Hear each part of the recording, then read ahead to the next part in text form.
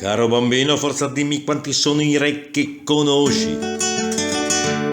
Non lo sai, ma se vuoi te lo spiego così lo saprai.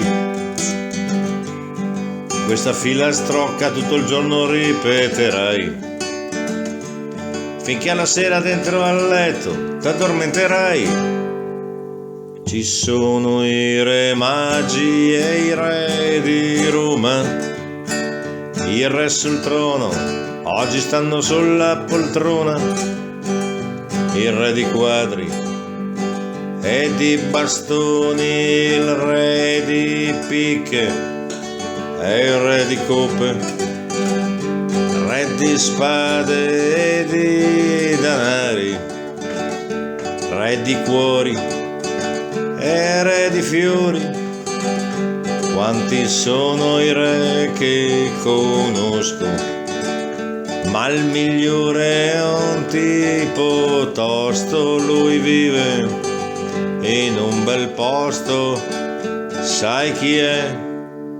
È il re Fosco, e invece della corona lui mette il cappello, sale sul trattore e non sul cavallo, vive in cantina e non ha un castello, si veste con la tuta ma senza mantello, non fa la guerra perché la vita è bella, ha un acino d'uva dentro la pupilla, ha foglie di vite al posto dei capelli, sorride sempre, non solo nei giorni più belli, il suo respiro profuma di fiori.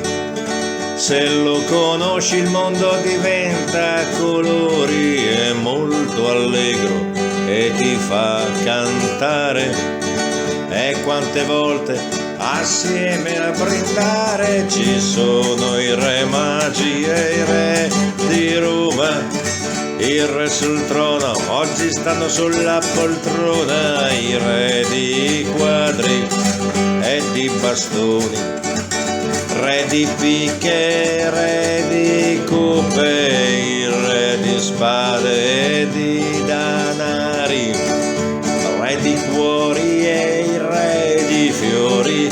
Quanti sono i re che conosco, ma il migliore è un tipo tosto, lui vive in un bel posto. Sai chi è? È il re Fosco.